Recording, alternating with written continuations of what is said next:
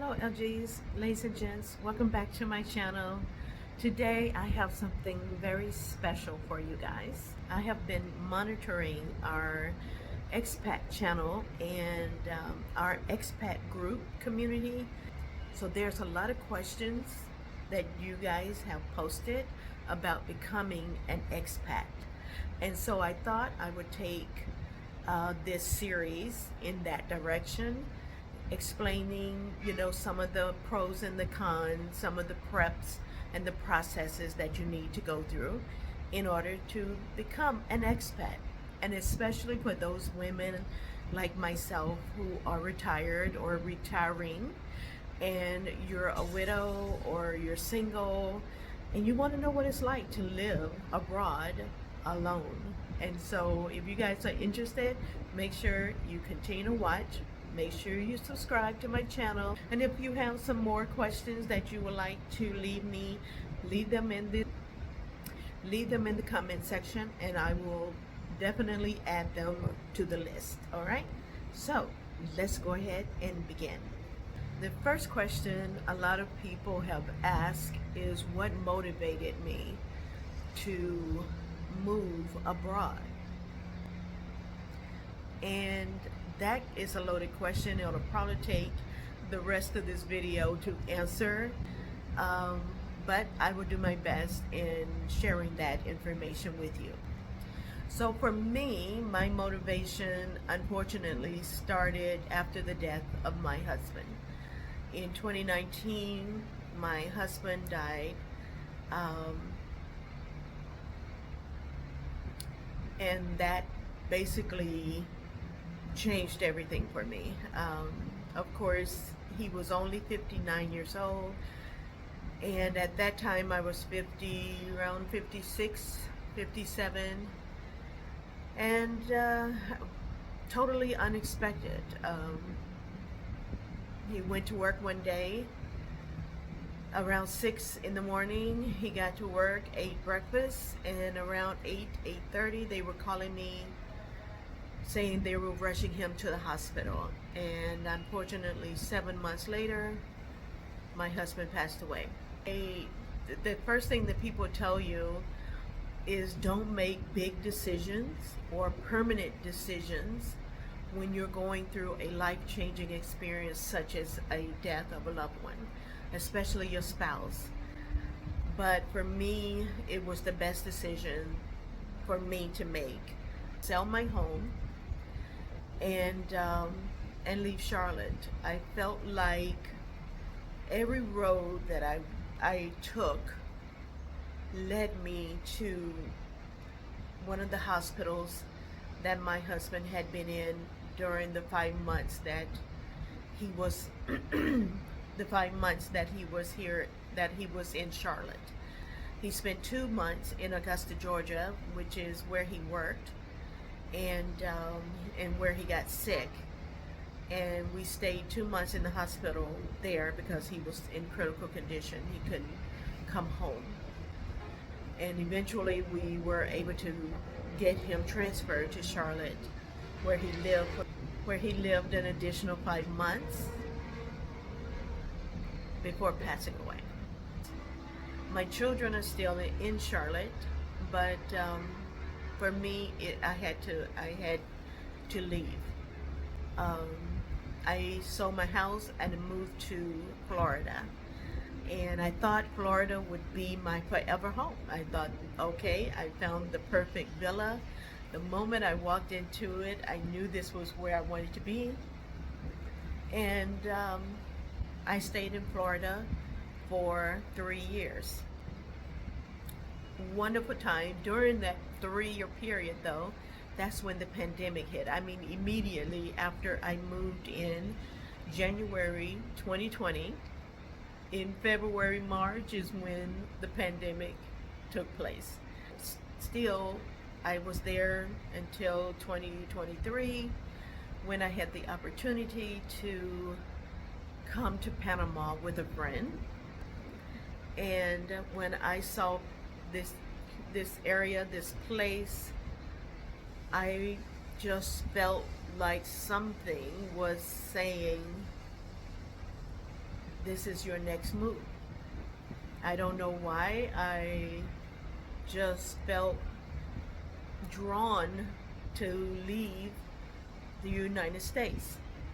And I went back home. I talked with my children. Of course, they thought I was cuckoo for Cocoa Puffs, but because I didn't understand, the language, the culture, or anything about Panama. And so before I actually took that leap of faith or whatever it was that was drawing me here, I did my research. I went on Google and Facebook. I joined as many expat groups as I could find. I talked with relocation specialists before actually making the decision that this was it. And when I did, my daughter and I, she's my road dog. She works remotely, so she can work anywhere in the world. And so, yeah, she came here with me to Panama.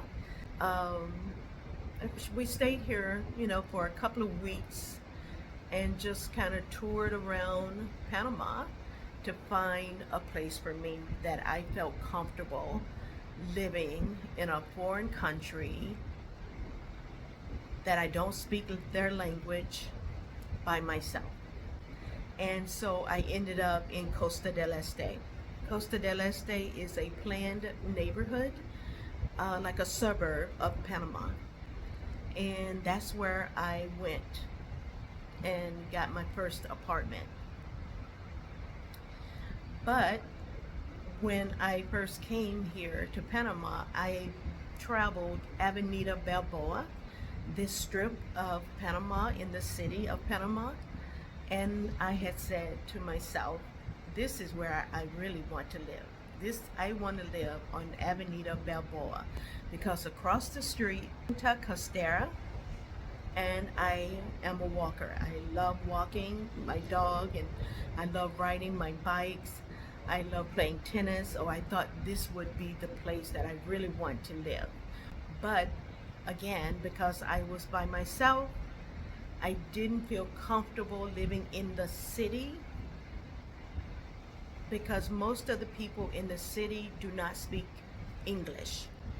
A lot of the people in Costa del Este spoke English, and so that was a turning point for me. I decided first I would stay in Costa del Este until I felt comfortable here in Panama by myself, or I found a group of people, which I did, that I could hang with that also spoke English, and I did. I'm not an outgoing person. I'm actually an introvert. I don't mind being alone. I don't mind being by myself, and I guess that stemmed from the fact that my husband was an engineer. He was a nuke engineer, and he traveled a lot because of his work, and so I was used to being on my own. Yeah, and so kind of made myself go out and network. There were some network meetings that I attended, and I'm so thankful that I did, because that is how I got around to meeting so many people from so many different countries that had moved or were moving to Panama. I'm gonna close here, because there is just no way to do all of this in one video, but I'll stop here. But I would like to encourage you, if you are seriously thinking about moving to Panama, or moving out of the US and living abroad, do your research. Join expats in that area that you're interested in, to get yourself familiar with the culture that you're trying to move into, and get yourself acclimated in what the process is. And I will come back and do a video on the process of what it took for me to become a resident here in Panama. So if you guys have any questions, please leave them in the comment section. I will add them to the list, and we will continue this series on how to become an expat and living abroad. So thanks so much for watching. I hope this was helpful. So I'm just sharing my story and what motivated me to leave the United States. That was a very big decision for me, and but it wasn't the only reason I left. I will come back and expound on other things that helped me make that decision. So on the next video, part 2. Okay? So thanks so much for listening, watching, commenting. Make sure you're subscribed to my channel, and I will see you guys on the next one. This is the Lady at 60 signing off for now.